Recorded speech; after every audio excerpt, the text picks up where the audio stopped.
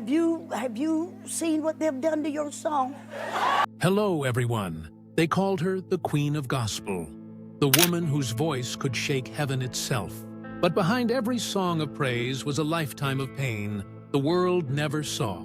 From losing her father as a child to battling lies, betrayal, and heartbreak, Pastor Shirley Caesar carried more than fame. She carried faith through fire. This isn't just a story about music. It's a story about survival, sacrifice, and the price of staying true to God in a world that tried to break her. The tragedy of Shirley Caesar will leave you speechless and deeply inspired. Shirley Ann Caesar was born on October 13, 1938, in Durham, North Carolina, the 10th of 13 children in a small home that could barely hold them. Her father, James Caesar, worked long hours in a tobacco factory and sang gospel on weekends with a small group called the Just Come Four. Her mother, Hallie Caesar, was partially disabled, but somehow managed to feed and clothe all her children through strength and faith. When Shirley was only 7 years old, tragedy struck. Her father suddenly collapsed from a brain seizure and died in front of her eyes. That moment ended her childhood forever. With no income and 13 mouths to feed, Shirley decided to use the one gift she had, her voice. At just 7, she began singing in churches to earn a few dollars to help her mother. People called her Baby Shirley, not because of her size, but because she looked so young and sang with the voice of a grown woman. Her sound shook walls and made people weep. By the age of 10, she was already a sensation, standing on wooden boxes so audiences could see her. Her music wasn't just performance, it was survival. By 12, her mother's health began to decline further. Hallie could barely walk, so Shirley became her full-time caregiver while continuing to sing in small churches and revivals. She cooked, cleaned, and helped her mother move around the house, yet still performed night after night. Even after fame found her, she never hired anyone to help. She often said, "My mother's pain became my power." For 30 years, Shirley cared for her mother herself. After graduating from Hillside High School, she went to college to study business. But one day, while taking a typing test, something divine happened. She heard a voice call her name. When she asked her classmate if she had spoken, the girl said no. Later that day, the voice came again, louder this time. "Behold, I have called you from your mother's womb. I have anointed your lips to preach the gospel." That moment shook her to her core. She dropped out of college immediately, convinced that her calling was not to type, but to preach and sing for God. At just 19, Shirley Caesar joined the Caravans, boldly proving her talent to Albertina Walker and earning a spot in one of America's top gospel groups. Her fiery performances broke tradition. She sang, danced, and electrified audiences. Yet behind the success lay injustice. She earned only $75 a week, while men made 5 times more.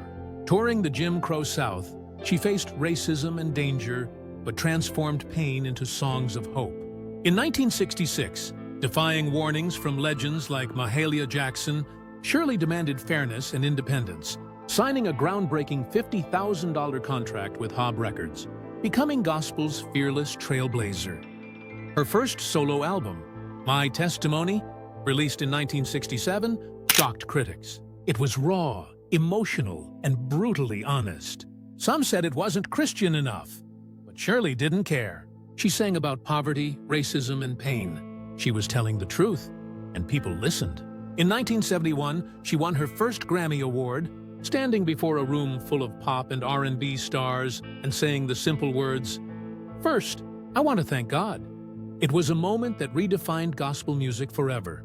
In 1975, Shirley traveled to West Africa for a series of concerts. More than 250,000 people came to hear her sing, many walking for days just to reach the venue. What she saw there, poverty, hunger, and suffering, changed her forever. When she returned home, she founded the Shirley Caesar Outreach Ministries, pledging half of all her concert income to feed and shelter the poor. She refused government funding, financing everything with her own money. At times, she even borrowed against her future shows just to keep the lights on. Her friends called her crazy, but she never stopped giving. In the late 1970s, Shirley shocked the gospel world again with her 1978 album, Message for the People. It blended gospel with funk and soul. Traditional pastors were outraged, but her fans adored it. The album sold over 1 million copies, quadrupling her sales and opening gospel's doors to a younger audience. Her risk changed gospel forever, inspiring artists like Yolanda Adams and Kirk Franklin, both of whom she later mentored personally. In 1983, at age 44, Shirley married Bishop Harold Ivory Williams, a respected pastor and musician. Together, they led Mount Calvary Word of Faith Church in Raleigh, North Carolina, guiding over 1,500 members. That same year, while on tour, Shirley's bus hit ice and crashed. She nearly died and later said she saw the other side. Paramedics saved her life. And from that near-death experience came one of the greatest gospel songs ever recorded. Jesus, I love calling your name. It became a national anthem of hope and healing. Throughout the 1980s, Shirley Caesar kept breaking barriers, not just through music, but through compassion. When the world was gripped by fear during the AIDS crisis, many churches turned their backs on the sick.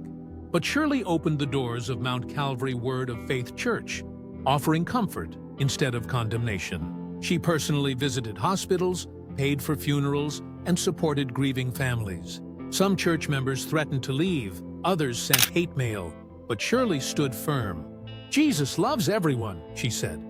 Between 1985 and 1989, her ministry quietly helped more than 200 families find hope when the world offered them none. But as she gave so much to others, her own body began to suffer. Endless tours and preaching took a toll.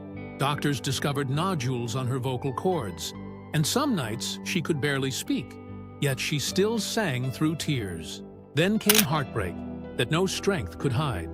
Her beloved mother, Shirley Caesar, passed away in the early 1990s.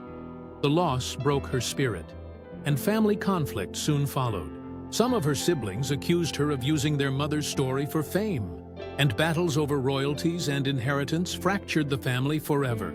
Out of 13 siblings, Shirley eventually became the last one alive. For years, she also carried the pain of infertility. She prayed for children, but none came. Turning sorrow into purpose, she created programs to support couples struggling to conceive and helped families adopt, calling her stepchildren her miracle children. In 2014, tragedy struck again when her husband, Bishop Harold Ivory Williams, passed away after 31 years of marriage. Grief soon turned into chaos. A bitter legal battle with her stepchildren and waves of cruel online rumors about her death. Yet through it all, Shirley never stopped shining. And in 2016, the world rediscovered her joy when her 1988 song, Hold My Mule, became the viral Pantry Try Cha You Name It challenge, reminding millions that even through pain, her voice still carried light. In the years that followed, she continued to release music, collaborate with artists like Anthony Hamilton, and speak openly about topics like depression and faith. In 2017, she received the Grammy Lifetime Achievement Award, her 11th Grammy honor. Even as rumors continued to circulate about her health and finances, she stayed focused on her ministry and her message. Today, at 86 years old, Pastor Shirley Caesar still stands at the pulpit of Mount Calvary Word of Faith Church in Raleigh. Her congregation continues to grow, drawing people from across North Carolina, Virginia, and South Carolina just to hear her preach. She has given away nearly 75% of her career earnings, millions of dollars, to charity, homeless shelters, and scholarships. Experts estimate she could have been worth over $40 million, but she chose to give rather than keep. She still lives in the same modest home she's owned for over 20 years, proving that true wealth has nothing to do with money. From singing for 50 cents to inspiring millions across the world, Shirley Caesar's journey proves that faith can outlast pain and purpose can rise from heartbreak.